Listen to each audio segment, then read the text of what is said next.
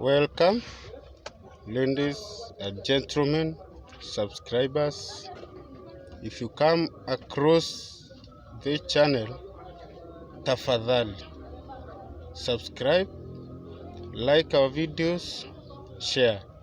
We are doing the little we can because we cannot afford the instrument to produce clear or details videos using a camera, and just recording using a phone, something that we can access to our level currently.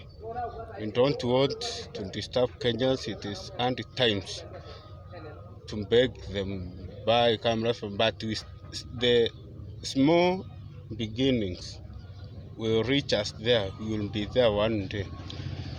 So there is this thing I've been repeating in my TikTok platform, that we Kenyans, we fear to think. We are lazy when it comes to think. But kuchapa aso huko nje, we are the most active country, I think, in Africa. We are among the top 10 or among the best and working countries, if not the top one. We fear to think. We have to think big, give things the third eye look of them, and reason vehemently. There is this thing that Mr. Ruto has produced. He has said that every Kenyan who has a national identity card, ID ama kitambulisho, you will be required to have a K.R.A pin. Then it will be mandatory, because tomorrow on Tuesday this bill will be brought in the House of Parliament, in the National Assembly, to be discussed and passed by the MPs.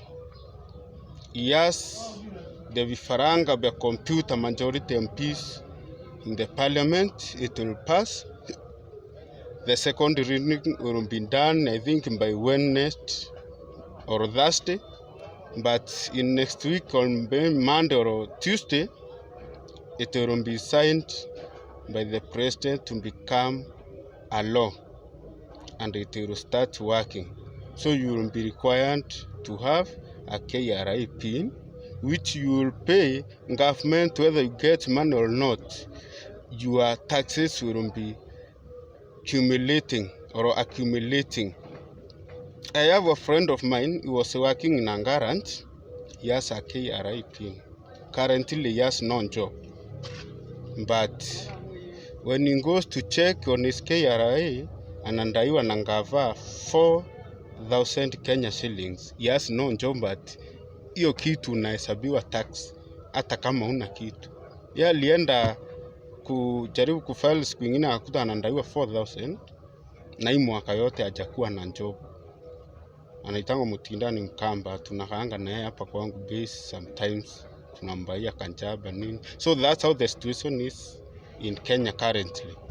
So hata kama una job ama una job, as far as you have that K.R.A pin, you are registered in government as a taxpayer. Utakuwa unahesabiwa pesa hata kama una kazi, hawataki kujua unatoa wapi. But there is a hidden agenda in it. Ruto is not interested in you paying the taxes through the K.R.A pin or being followed by the K.R.A.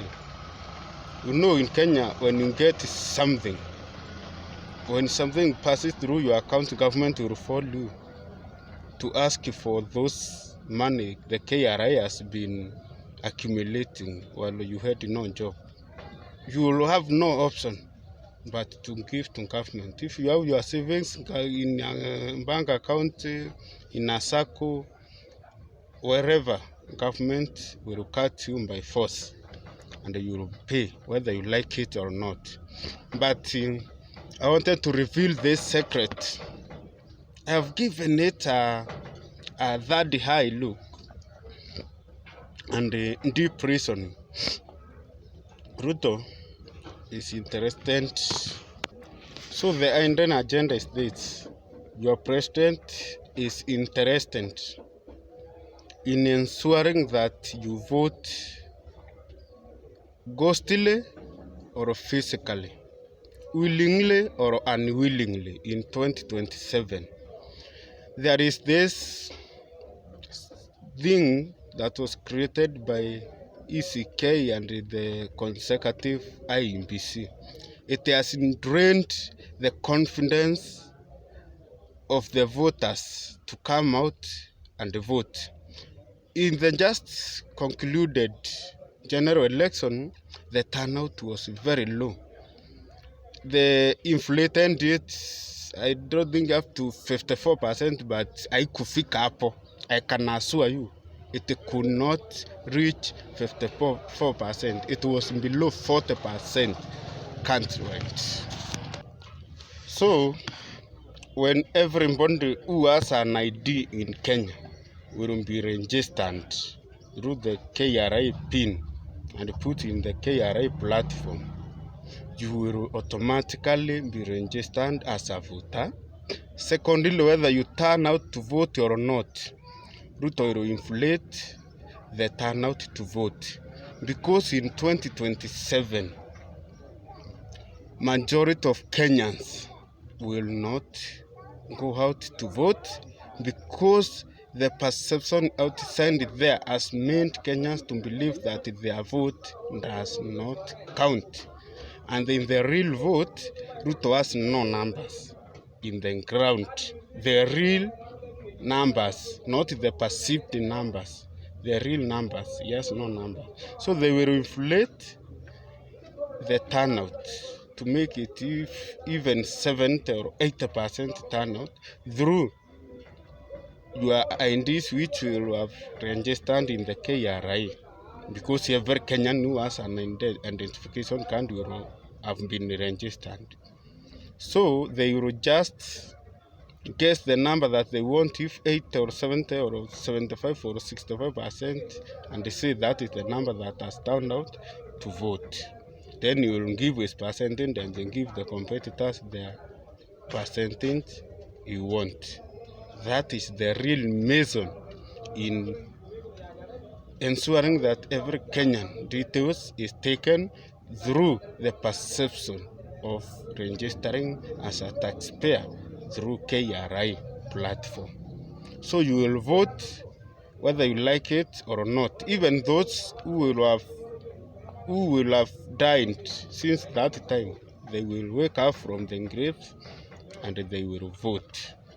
That is the main reason they want the identification details of each and every Kenyan who is over 18 years or who has the identification card, the ID.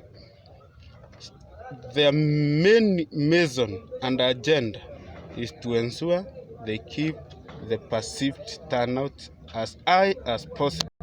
They have got the intelligence, information, and they know in 2027 the voters' turnout will not even come close to 10 million. It will not. The projections are there, the predictions are there. Kenyans are not going to vote because they have believed that their vote will never count in Kenya.